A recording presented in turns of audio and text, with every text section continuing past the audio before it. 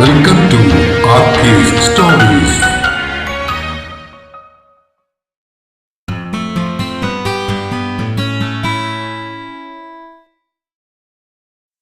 Love in Goa an IT love story ഭാഗം 19.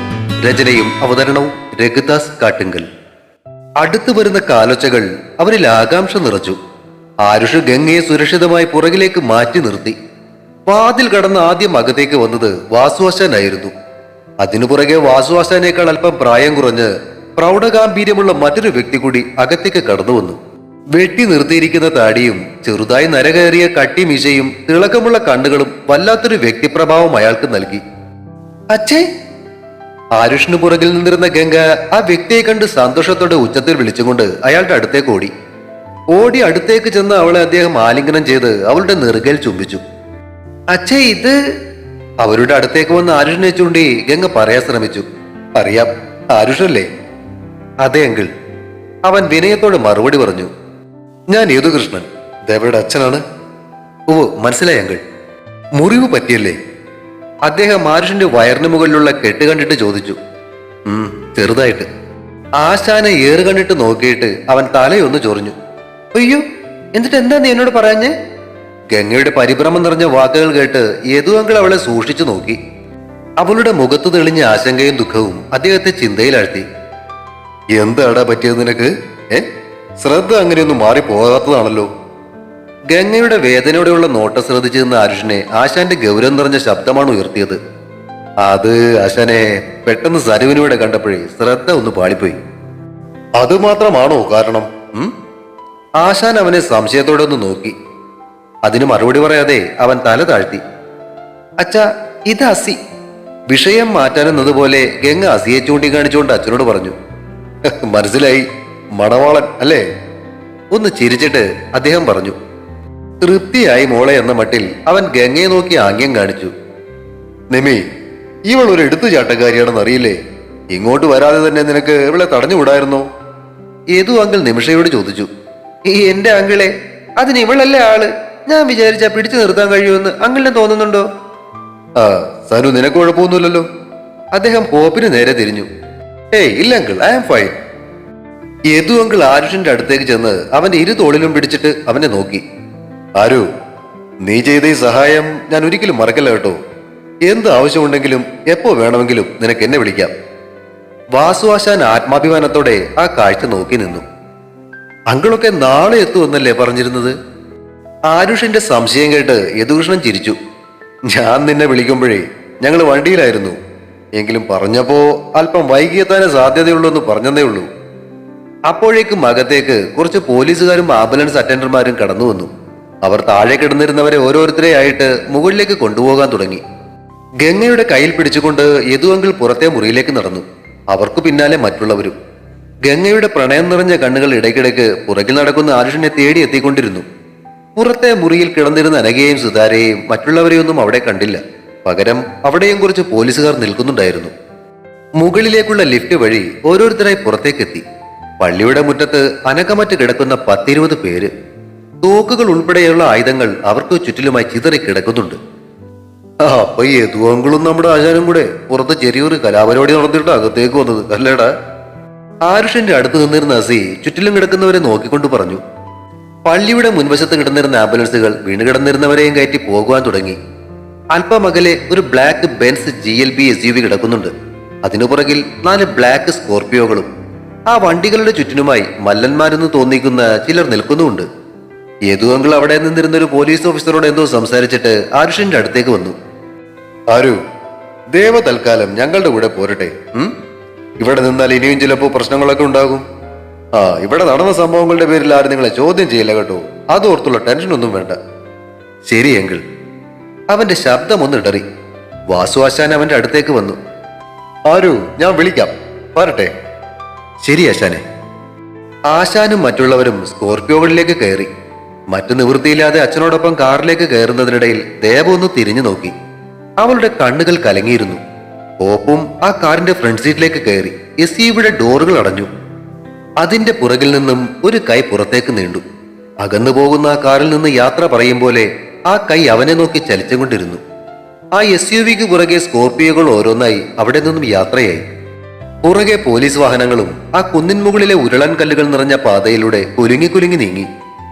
ഇനി എന്ത് എന്ന ചിന്തയോടെ ആരുഷും മസിയും നിമിഷയും ആ പള്ളിയുടെ മുന്നിൽ അകന്നുപോകുന്ന വാഹനങ്ങളെ നോക്കി നിന്നു. വാഹനങ്ങളുടെ വെളിച്ചം അകലെ വളവിൽ മറഞ്ഞപ്പോ ഇരുട്ട് വീണ്ടും വാ പിളർന്നെത്തി അവരെ വിഴുങ്ങി. ഗുജറാത്തിലെ ഗീർവനത്തിനുള്ളിൽ മനുഷ്യസ്പർശം ഏറ്റിട്ടില്ലാത്ത വനാന്തർ ഭാഗത്ത് പരസ്പരം പോരടിക്കുന്ന രണ്ട് ആൺസിംഹങ്ങൾ. അവയുടെ ഗർജനം ആ കാടിന്റെ നിശബ്ദതയിൽ മാറ്റലുകൊണ്ടു. ആ ശബ്ദത്തിന്റെ ഭയാനകതയിൽ മരച്ചില്ലകളിൽ നിന്നും പക്ഷികൾ കൂട്ടത്തോടെ പറന്നു പൊങ്ങി. അല്പമകലെ നീളമുള്ള പുല്ലുകൾ വളർന്നു മൂടിയ ഒരു പാറയുടെ പിന്നിൽ ആ സിംഹങ്ങളെ തന്നെ ഉറ്റുനോക്കുന്ന രണ്ട് കണ്ണുകൾ. ദിശ മാറി വീശിയ കാറ്റിൽ പാറയ്ക്കു പിന്നിൽ മറഞ്ഞിരിക്കുന്നവന്റെ ഗന്ധം വായുവിലൂടെ ഒഴുകിപ്പറന്ന് പോരടിക്കുന്ന നരഭോജികളായ സിംഹങ്ങളുടെ അരികിലേക്കെത്തി. പോരാട്ടം നിർത്തിയ ആ സിംഹങ്ങളുടെ നോട്ടം പതുക്കെ പാറക്കൂട്ടങ്ങൾക്ക് നേരെ തിരിഞ്ഞു. ഇരയുടെ സാമീപ്യം തിരിച്ചറിഞ്ഞ ആ മൃഗങ്ങൾ ഒരിക്കൽ കൂടി ഭയാനകമായി ഉറക്കെ ഗർജിച്ചു. പാറയ്ക്ക് പുറകിലെ പുൽച്ചെടികൾക്കിടയിൽ കണ്ട ആ കണ്ണുകളിലെ തിളക്കം കൂടിയതല്ലാതെ ഭയത്തിന്റെ യാതൊരു ലാഞ്ചനയും അവിടെ തെളിഞ്ഞില്ല. വിശന്നു വലഞ്ഞ ആ നരഭോജികൾ ചെറുതായി ഒന്ന് പതുങ്ങിയതിനു ശേഷം ഇരയുടെ കഴുത്തിലെ ആദ്യത്തെ കടിയിലൂടെ വലിച്ചൂറ്റിയെടുക്കുന്ന ചോരയ്ക്കായി ആ പാറക്കൂട്ടത്തിന് നേരെ കുതിച്ചു. പാറയുടെ അടുത്തേക്കെത്തിയ അവ തങ്ങളുടെ ഇരയെ ലക്ഷ്യമാക്കി കുതിച്ചു ചാടി. പാറകൾക്ക് പുറകിൽ ആൾപ്പൊക്കത്തിൽ വളർന്നു നിൽക്കുന്ന പുൽച്ചെടികൾ വല്ലാതൊന്നു ഉലഞ്ഞു. അതിനകത്തു നിന്നും ഒരു യുവാവ് ഇടത് കൈ പാറയിൽ കുത്തി മുകളിലേക്ക് ഉയർന്നു ചാടി. ചുവന്ന മുണ്ടുകൊണ്ടുള്ള ഒരു തറ്റു മാത്രം ഉടുത്ത് കൈകളിലും കാലുകളിലും പഞ്ചലോഹത്താൽ നിർമ്മിച്ച തളകൾ അണിഞ്ഞ് അവന്റെ കഴുത്തിൽ ഒരു പുലിനകമാല കിടന്നാടുന്നു. നീട്ടി വളർത്തിയ മുടിയും ക്ലീൻ ഷേവ് ചെയ്ത മുഖവും ബലിഷ്ഠമായ ശരീരവുമുള്ള ഒരു യുവാവ്. ചാടി കുതിച്ചു വരുന്ന സിംഹങ്ങളുടെ നേരെ ഉയർന്നു ചാടിയ അവൻ തന്റെ ബലിഷ്ഠമായ കൈകളിലെ വിരലുകൾ കൊണ്ട് അവയുടെ കഴുത്തിൽ പിടുത്തമിട്ടു. ഏകദേശം 300 കിലോയോളം തൂക്കം വരുന്ന രണ്ട് സിംഹങ്ങളുടെയും മുന്നോട്ടുള്ള ചാട്ടം നിസ്സാരമായ ഇരു കൈകൾ കൊണ്ടും തടഞ്ഞ അവൻ അവയെയും കൊണ്ട് ആ പാറപ്പുറത്തേക്ക് തന്നെ വീണു. അവന്റെ കഴുത്തിൽ കടിക്കാൻ ശ്രമിക്കുന്ന രണ്ട് സിംഹങ്ങളുടെയും പരാക്രമത്തിൽ പൊടിപടലങ്ങൾ ഉയർന്ന് കാഴ്ചയെ മറച്ചു. അവറ്റകളുടെ ശക്തമായ അടിയേറ്റ് അവന്റെ തോളിലെ മാംസം കീറി ചോര ചീറ്റി. ചോരയുടെ ഗന്ധമറിഞ്ഞ നരഭോജികളായ സിംഹങ്ങൾ പൂർവാധികം കരുത്തോടെ അവനെ ആക്രമിക്കുവാൻ ശ്രമിച്ചു. എന്നാൽ അവന്റെ ഇരുമ്പിന് സമാനമായ കൈകളുടെ കരുത്തിൽ നിന്നും രക്ഷപ്പെടുവാൻ അവറ്റകൾക്ക് കഴിഞ്ഞില്ല. തന്നെ ആക്രമിക്കുന്ന സിംഹങ്ങളുടെ കഴുത്തിൽ പിടിച്ചിരുന്ന അവന്റെ കൈകളുടെ കരുത്ത് അനുനിമിഷം കൂടി വന്നു. ശ്വാസം കിട്ടാതെ പിടഞ്ഞ മൃഗങ്ങളുടെ വയറ്റിൽ അവൻ തന്റെ ഇരു കാലുകളും ഉയർത്തി ആഞ്ഞൊന്ന് തൊഴിച്ചു. ശക്തമായ ചവിട്ടേറ്റ സിംഹങ്ങൾ ദൂരേക്ക് തെറിച്ചുപോയി. എന്നാൽ കാരിരുമ്പിന്റെ കരുത്തോടെ അവൻ പിടിച്ചിരുന്ന സിംഹങ്ങളുടെ കഴുത്തിന്റെ അത്രയും ഭാഗം കീറി വേർപെട്ട് അവന്റെ കൈകളിൽ ഉണ്ടായിരുന്നു. ചോരയൊലിക്കുന്ന ശരീരഭാഗങ്ങൾ ദൂരേക്ക് വലിച്ചെറിഞ്ഞ അവൻ അകലെ വീണുകിടക്കുന്ന സിംഹങ്ങളുടെ ജഡങ്ങൾ നോക്കി കൈകൾ ഉയർത്തി അലറി. അവന്റെ തോളിൽ സിംഹങ്ങളുടെ നഖം കൊണ്ട് കീറിയ മുറിവുകൾ ക്രമേണ ഉണങ്ങാൻ തുടങ്ങി. അല്പസമയത്തിനുള്ളിൽ പാടുപോലും അവശേഷിക്കാതെ ആ മുറിവുകൾ അവന്റെ ശരീരത്തിൽ നിന്നും അപ്രത്യക്ഷമായി. ബേരിയ! അവന്റെ കാതിൽ മുത്തച്ഛന്റെ വിളി മുഴങ്ങി. നിന്റെ കളിതമാശകൾ മതിയാക്കി കൊട്ടാരത്തിലേക്ക് തിരിച്ചു വരൂ, സമയമായി. മുത്തച്ഛന്റെ ശബ്ദം കാറ്റിൽ ഒഴുകിയെത്തും പോലെ വീണ്ടും അവന്റെ കാതിൽ പതിഞ്ഞു. പാറപ്പുറത്തു നിന്നും ചാടി ഇറങ്ങിയ അവൻ അതിവേഗം ആ കാടിന് വെളിയിലേക്ക് ഓടാൻ തുടങ്ങി. സാധാരണ മനുഷ്യർക്ക് അപ്രാപ്യമായ വേഗത്തിൽ അവൻ തന്റെ ലക്ഷ്യസ്ഥാനത്തേക്ക് ഓടിക്കൊണ്ടിരുന്നു. വിശാലമായ ഗേറ്റിന്റെ അതേ വീതിയിൽ നടപ്പാത കെട്ടി തിരിച്ചിരിക്കുന്നതിന്റെ ഇരുവശത്തും മനോഹരമായി വെട്ടിനിർത്തിയിരിക്കുന്ന ബോഗൻ വില്ലകൾക്കും വളർന്ന് പന്തലിച്ചു നിൽക്കുന്ന പലതരം വൃക്ഷങ്ങൾക്കും നടുവിൽ കൂടി ആ ബെൻസ് SUV-യും അതിനു പുറകെ ആ സ്കോർപിയോകളും പുരാതനമായ ശങ്കരമംഗലത്തെ തറവാട്ടുമുറ്റത്തേക്ക് എത്തിയപ്പോൾ അവരെയും കാത്ത് ഗംഗയുടെ അമ്മ വേദികയും അമ്മായി ദിവ്യയും ഭർത്താവ് രാജീവ് അങ്കിളും അവരുടെ മകൾ നന്ദിതയും അച്ഛന്റെ കസിനും സനുവിന്റെ അമ്മയുമായ ചിന്നുമ്മായിയും ഭർത്താവ് സന്ദീപ് അങ്കിളും വരാന്തയിൽ തന്നെ നിൽപ്പുണ്ടായിരുന്നു. കാറിൽ നിന്നും ഇറങ്ങിയ ഗംഗയുടെ പ്രസരിപ്പില്ലായ്മ കണ്ട് വേദിക മുഖമുയർത്തി ഭർത്താവിനെ നോക്കി പുരികങ്ങൾ ഉയർത്തി എന്തു പറ്റിയെന്ന് ചോദിച്ചു. അവരെ നോക്കി കണ്ണടച്ച് കാണിച്ച അദ്ദേഹം ഗംഗയെ ചേർത്ത് പിടിച്ച് തറവാടിന്റെ വരാന്തയിലേക്ക് കയറി. വരാന്തയിലേക്ക് കയറിയ ഉടനെ അവൾ ഓടിച്ചെന്ന് അമ്മയുടെ കരവലയത്തിനുള്ളിലായിട്ട് ഒതുങ്ങി. അയ്യടാ, ഒരു ഇള്ളക്കുട്ടി! നന്ദിത അവളെ കളിയാക്കി. നീ പൊടി കുറുമ്പി! അവൾ തിരിച്ച് നന്ദിതയെ നോക്കി കൊഞ്ഞനം കുത്തി. അമ്മയുടെ കുട്ടൻ എന്ത് പറ്റിയടാ? വേദിക ഗംഗയെ തലോടിക്കൊണ്ട് ചോദിച്ചു. അതിന് മറുപടി പറയാതെ അവൾ അമ്മയുടെ ചുമലിലേക്ക് തല ചായ്ച്ചു. പൂമുഖ വാതിൽ കടന്ന് എല്ലാവരും അകത്തളത്തിലേക്ക് ചെന്ന് അവിടെ വെച്ചിരിക്കുന്ന ശങ്കരമേനോൻ അവറുകളുടെ വലിയൊരു എണ്ണച്ചായ ചിത്രത്തിന് മുന്നിൽ അല്പസമയമൊന്നു നിന്നു. അത് കഴിഞ്ഞ ഉടനെ എല്ലാവരും ഗംഗയെയും സനുവിനെയും വളഞ്ഞു നടന്ന കാര്യങ്ങൾ അറിയുവാനായിട്ട്. അല്പനേരം അവരുടെ വർത്തമാനം നോക്കി നിന്ന യദുകൃഷ്ണൻ പുറത്തേക്ക് ചെന്നു. വാസുവണ്ണന് നാളെ പോയാൽ പോരെ, കുറച്ച് കാര്യങ്ങൾ സംസാരിക്കാനുണ്ടായിരുന്നു. യദുകൃഷ്ണൻ ചോദിച്ചത് കേട്ട് വാസു അച്ഛൻ തലകുലുക്കി. അങ്ങനെ ആയിക്കോട്ടെ കുഞ്ഞെ, എന്നാൽ ഞങ്ങൾ കളരിയിലൊന്ന് കയറിയിട്ട് വരാം. അതും പറഞ്ഞ് വാസു അച്ഛൻ തന്റെ കൂട്ടരെയും കൂട്ടി തറവാടിന്റെ തെക്കുവശത്തുള്ള കളരിയുടെ അടുത്തേക്ക് നടന്നു. അന്ന് രാത്രി ഭക്ഷണവും കഴിഞ്ഞാണ് ഗംഗയുടെ അച്ഛനും അമ്മയും തറവാട്ടിൽ നിന്നും ഇറങ്ങി തറവാടിന് പുറകിൽ തന്നെയുള്ള അവരുടെ വീട്ടിലേക്ക് പോയത്. ഗംഗ നന്ദിതയോടൊപ്പം തറവാട്ടിൽ തന്നെ കൂടി. വാസുവാശാനും കൂട്ടരും കളരിയോട് ചേർന്നുള്ള തെക്കേക്കെട്ടിൽ അന്ന് രാത്രി തങ്ങി. വീടിന്റെ 2ാം നിലയിലെ മുറിയിൽ ജനാലയിൽ പിടിച്ച് പുറത്തേക്ക് നോക്കി എന്തോ ചിന്തിച്ചു നിൽക്കുകയായിരുന്ന യദുകൃഷ്ണന്റെ അടുത്തേക്ക് വേദിക ചെന്നു. യദുകൃഷ്ണനോട് ചേർന്ന് നിന്ന് അവർ ആ ജനാലിലൂടെ പുറത്തൽപ്പം ദൂരെയായി കാണുന്ന കുളത്തിലേക്ക് നോക്കി. പണ്ടൊരിക്കൽ വിവാഹത്തിന് മുൻപ് ഷെറിനോടൊപ്പം ആ മുറിയിൽ താമസിച്ചതും അന്ന് രാത്രി ആ ജനാലിലൂടെ പുറത്തേക്ക് നോക്കിയപ്പോ അകലെ കുളക്കടവിലെ കൽപ്പടവിലിരുന്ന യദുവിനെ കണ്ടതും ഓടി അവന്റെ അടുത്തേക്ക് ചെന്നതും ഓർത്ത് അവരുടെ ചുണ്ടുകളിൽ ഒരു ചെറു പുഞ്ചിരി വിടർന്നു. എന്താ ഇത്ര ആലോചിക്കുന്നേ? പുറകിൽ നിന്നും വേദികയുടെ ചോദ്യം കേട്ടാണ് യദുകൃഷ്ണൻ തിരിഞ്ഞു നോക്കിയത്. ഒന്നുമില്ല വേദ, ഞാൻ മോളെ കുറിച്ച് ആലോചിക്കുകയായിരുന്നു. അവളെ കുറിച്ച് ഇത്ര ആലോചിക്കാൻ എന്തിരിക്കുന്നു? ദൈവാധീനം കൊണ്ട് കുഴപ്പമൊന്നും കൂടാതെ ഇങ്ങ് എത്തിയല്ലോ. അതല്ല വേദ, അവൾക്ക് ആരുഷ്ണോടെ എന്തോ ഒരു താല്പര്യം ഉള്ളിലുണ്ട് എന്നൊരു തോന്നൽ. അതിനിപ്പോ എന്താന്നേ? അങ്ങനെ എന്തേലും അവരുടെ ഉള്ളിലുണ്ട്, അതങ്ങ് നടത്തി കൊടുക്കണം.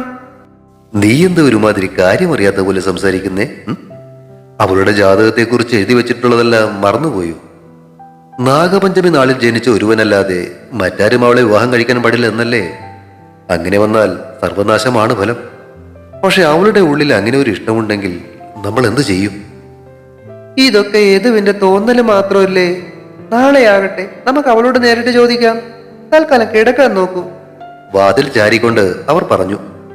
ഈ സമയം തറവാട്ടിലെ മറ്റൊരു മുറിയിൽ ഗംഗ അക്ഷമയുടെ ഫോണിൽ കുത്തുന്നതും ചെവിയിലേക്ക് വെച്ച് മറുപടിയില്ലാതെ വരുമ്പോൾ ഈർഷയോടെ ആ ഫോണിൽ നോക്കുന്നതും വീണ്ടും കൂത്തുന്നതുമെല്ലാം കട്ടിലിൽ ചാരി വെച്ച് തലണയിൽ ചാരിയിരുന്നു കൊണ്ട് നോക്കി കാണുകയായിരുന്നു നന്ദിത.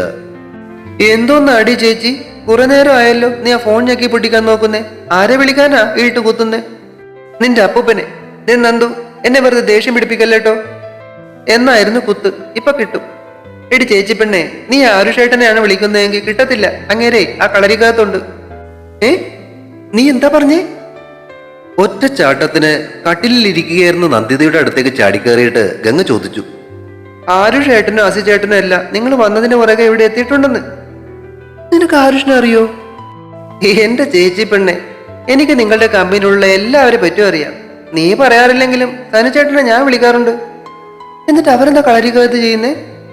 അവളുടെ സ്വരത്തിൽ വല്ലാത്തൊരു സന്തോഷം നിറഞ്ഞിരുന്നു.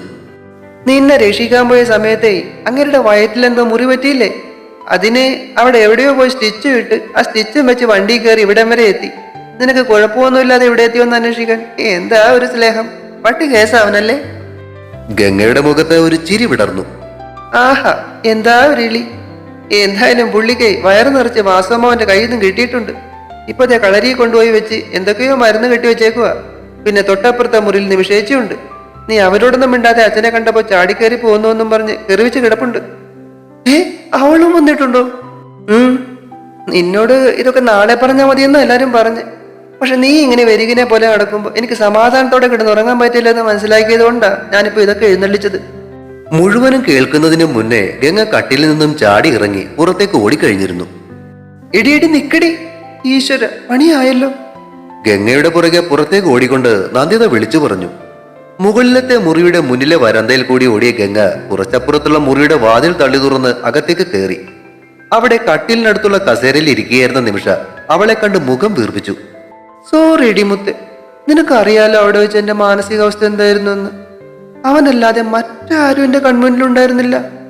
അവൻ എന്നെ തേടി വരുമെന്ന് എനിക്ക് ഉറപ്പുണ്ടായിരുന്നാലും അവിടെ വെച്ച് കണ്ടപ്പോഴേ മറ്റെല്ലാം ഞാനങ്ങ് മറന്നുപോയി. താഴെ മുട്ടുകാലിലേക്കിരുന്ന് കസേരയിൽ ഇരിക്കുകയായിരുന്ന നിമിഷയുടെ കൈകളിൽ പിടിച്ചുകൊണ്ട് ഗംഗ പറഞ്ഞു. അല്പനേരം മുഖം കനപ്പിച്ചിരുന്നെങ്കിലും ക്രമേണ നിമിഷയുടെ ചുണ്ടുകളിൽ ഒരു ചിരി പൊട്ടി. ഓക്കെ, ആരുഷും നീയും ഒന്നിക്കുന്ന കാര്യമായതുകൊണ്ട് ഞാൻ ക്ഷമിച്ചിരിക്കുന്നു. അല്ലെങ്കിൽ പൊന്നുമോളെ, നിന്റെ ചെപ്പ ഞാൻ അടിച്ച് പൊളിച്ചേനെ. താങ്ക്യുടി ചക്കരെ. എഴുന്നേറ്റ് പുറത്തേക്ക് ഓടുന്നതിനിടയിൽ ഗംഗ വിളിച്ചു പറഞ്ഞു. യു ഇവൾക്ക് ഇതെന്നാ പറ്റി? ആ പള്ളിയിൽ വെച്ച് അയാൾ വലിച്ചെറിഞ്ഞപ്പോ തല വല്ലയിടത്ത് ഞാൻ ഇടിച്ചോ ഇനി? പിറുപിറുത്തും കൊണ്ട് വാതിൽക്കലേക്ക് നോക്കിയ നിമിഷ അവിടെ നിന്ന് കിതയ്ക്കുന്ന നന്ദിതയാണ് കണ്ടത്. ഡി, നിന്റെ ചേച്ചിക്ക് തന്നെതാ പറ്റി? കസേരയിൽ ഇരുന്നു കൊണ്ട് തന്നെ നിമിഷ ചോദിച്ചു. പറ്റി വരണ്ട ഹൃദയത്തിലെ പ്രണയത്തിന്റെ തെളിനീരോട്ടം നടന്നതാ. ഇരു കൈകളും വെളിക്ക് കുത്തിപ്പിടിച്ചു നിന്നുകൊണ്ട് നന്ദു മറുപടി പറഞ്ഞു. എന്തോന്ന്? ഓ, ഒന്നുമില്ല, വേഗം വാ. ഇല്ലേലേ ആ ഭ്രാന്തി ഇപ്പൊ ഈ തറവാട്ടിലെ തൃശൂർ പൂരം നടത്തും. വാതിലിനടുത്തൊന്നും തിരിഞ്ഞ് ഗംഗയുടെ പുറകെ ഓടുന്നതിനിടയിൽ നന്ദിത വിളിച്ചു പറഞ്ഞു. ഈശ്വര, ഒരങ്ങന്റെ കയ്യിൽ പൂമാല കിട്ടിയതുപോലെ ആകുമോ ഇനി ആരുഷിന്റെ കാര്യം? കസേരയിൽ നിന്നും എഴുന്നേറ്റ് നന്ദിതയ്ക്ക് പുറകെ ഓടുന്നതിനിടയിൽ നിമിഷ ചിന്തിച്ചത് അതായിരുന്നു. തുടരും. ലവ് ഇൻ ഗോവ അടുത്ത ഭാഗം ഉടൻ പ്രതീക്ഷിക്കുക. സബ്സ്ക്രൈബ് ചെയ്യാത്തവരുണ്ടെങ്കിൽ ദയവായി സബ്സ്ക്രൈബ് ചെയ്ത് സപ്പോർട്ട് ചെയ്യണേ. കഥയ്ക്ക് അഭിപ്രായങ്ങളും ലൈക്കുകളും ഹൈപ്പുമൊക്കെ നൽകുന്നതിനോടൊപ്പം തന്നെ കഥയുടെ ലിങ്ക് കഴിയുന്നവർക്കൊക്കെ ഒന്ന് ഷെയർ ചെയ്തുകൂടി കൊടുത്തേക്കണേ. Thank U.